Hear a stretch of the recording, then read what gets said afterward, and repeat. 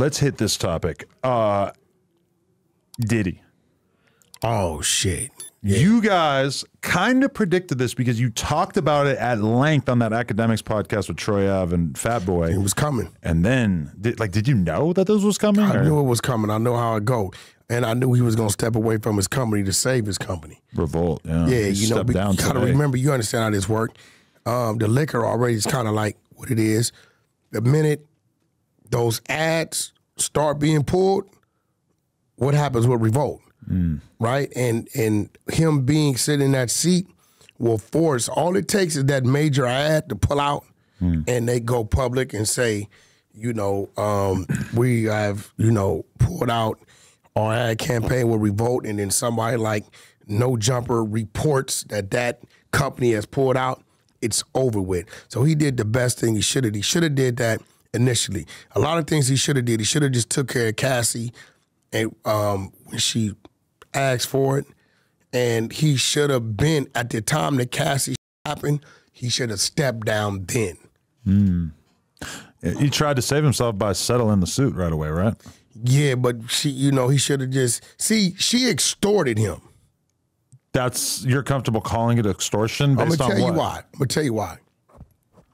Adam, if me and you went on a robbery, it was me, you, and the driver, right? Right.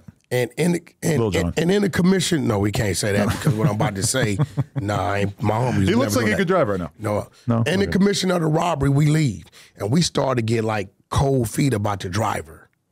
So me and you make a decision that we got to get rid of the driver, right? Okay. Years go by. Yeah, Adam, I need $1 million before I start talking about that robbery. You know what happened that night, and I stopped. Now, the world hears robbery, but you know what happened that night, you know it's a shallow grave somewhere, right, with the driver in it. Okay. I need $1 million, right? Now, let's fast forward to what Cassie did. Yes, he would have me go get the male prostitutes, and he would strip naked and masturbate while filming us. She stopped. You know what Puffy knows?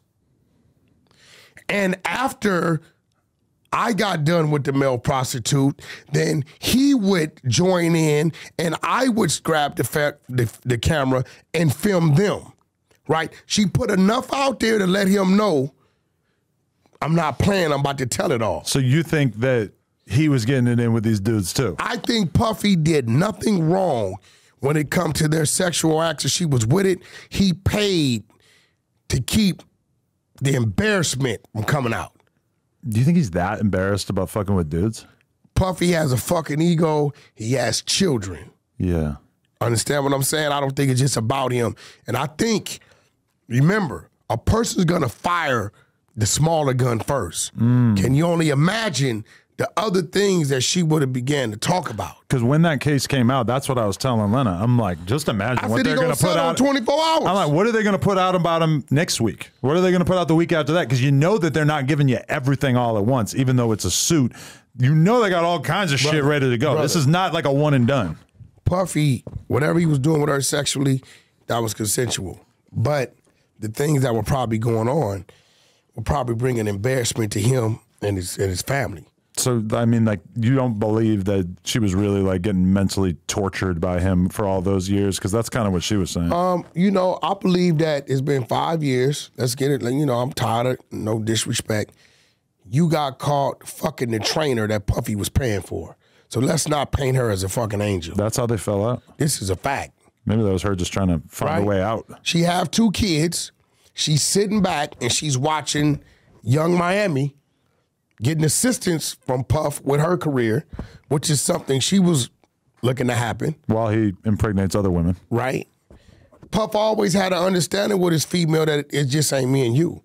Even with Young Miami, I don't think it's just those two things. She plays her position. Yeah, he's been pretty clear about that. Whatever that may be, right? Young Miami, she's pretty strong-willed. She's going to accept what she's going to accept, and that's what it is, right? But I think you know exactly what was going on when it comes to the sexual activities 14, 15 years. That's like your wife 15 years from now saying, I didn't want to. I did it because you made me feel like I had to. Right. And you like, what the fuck are you talking about? It's a little different with you because your shit's televised. And she got me into porn, for the record. She already had porn star dreams when I met her. Listen, but if she was to come out and do that, right, they would scrutinize you. Right, the only difference between you and Puff, and all she got to do is say it. Yeah, it doesn't matter that it makes no sense, and that every single person who was around would say, "Nah, that's not how it happened." Yeah, 30% of the world is going to believe it, regardless of what you say. Probably more than that, right? Yeah. But I think with you, all the other shit ain't going on. You know, Puff them. You know, it's a lot of rumors out there that, you know, it's a lot of other shit going on. Who knows where the story would have led to? So when you were saying party on that Academics interview, were you talking about gay shit, or were you more talking about just weird, freaky shit? All of it in general, because when he says party, the way he's saying it, like he said it to Fabulous, it leads us as heterosexual men to say, Fabulous just said, nah, we partied together. We was at Live. Shout out to Headliner Mike. And he's like, nah, Playboy, me and you, a party. So that's why I'm like, Puff, please go online and define what a party is. Because now it's sounding like you want to get up close and personal, or a little too personal with that individual. And now we're hearing Cassie, right? Him asshole naked, masturbating behind the camera, watching another dude fuck his woman. I don't even think you're doing that.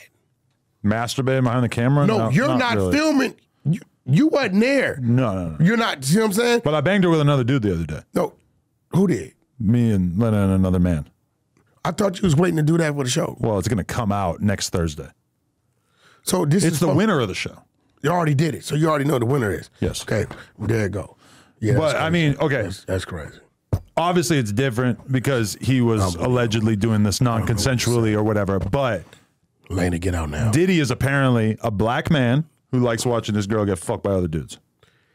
Why he A lot of people told me that this didn't exist, that only a white man would ever be into this sort of thing. Now, I would like to remove myself from the non-consensual aspect of what he was doing, but no, it we ain't gonna appears do that this rich, powerful black man had a thing for getting his bitch fucked by other men while he jerked off. You think for 14 years it was fucking non-consensual?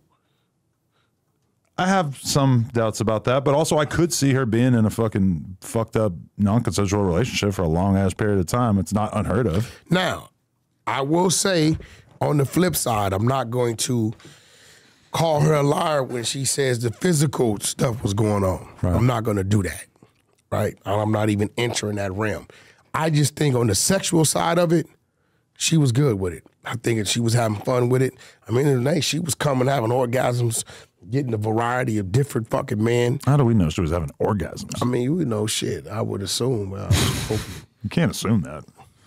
I mean, R. Kelly had a whole harem for all those years, right? What? Harem, like a group of women he was fucking. Well, you got a group of women you fucking, including midgets. Not really. They just come around once in a while to film some shit. No, every time I leave, it's 2, 3 I'm pulling up. A harem would be like if I had just like 10 girls that like I had a separate house and they all lived there and I could just go fuck them whenever I wanted, but they were like under lock and key. But you know what's crazy? When a black man does this, you got something to say. But what about Hugh Hefner? Uh-oh. What was he doing? Y'all gave him praise. Playboy Mansion. I like how I gave him praise. Y'all gave him praise. I mean, he created a cool magazine. I don't really know much about his sex life. He was fucking a lot of girls. That's cool, I guess.